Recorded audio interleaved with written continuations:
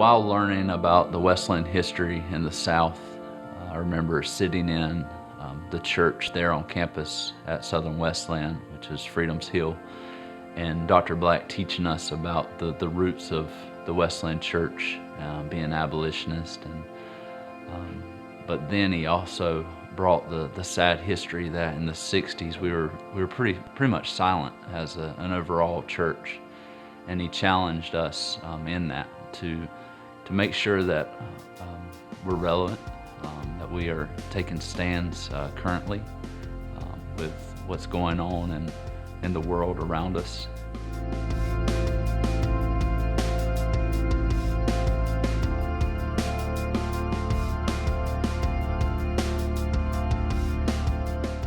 We had some friends that were moving to the Salisbury area and invited us to come and just do a prayer ride through, and that's what we did. We drove around the city and began to pray about what God would want for us. I remember riding down Long Street and just seeing the poverty. Could tell from the history of even the county, just the lack of hope in that town. And it was just in that moment that the Spirit just said that I'm supposed to move there. We followed God's leading to move here, and all we knew was that we were supposed to love the people, live in the community, and partner with His kingdom work already going on here.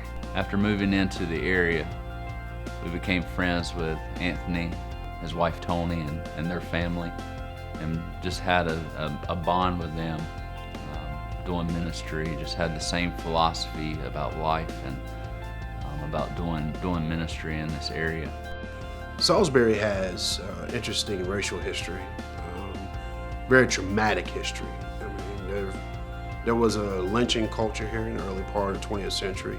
Also, in the 1970s, there was a resurgence of the Ku Klux Klan, the KKK, as a lot of people know them.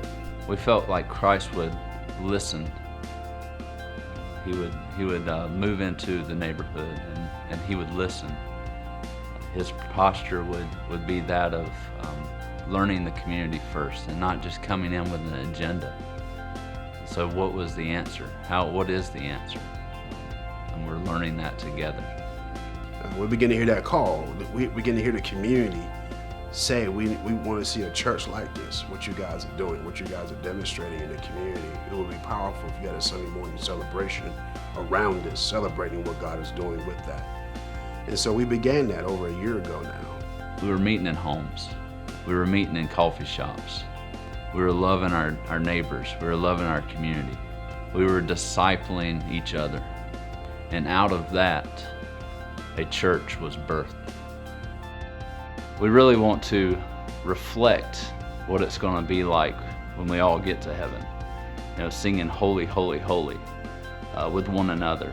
We're all nations, every tribe, every tongue, singing Holy, Holy, Holy. What we've learned is that we're to let our roots grow deep in the community. Once we do that, we learn to love our neighbors as ourselves. And for me, it's not by chance that we live where we live. It's not by chance that our kids go to the school that they go to, because it's kingdom work. Everything in our lives is kingdom work.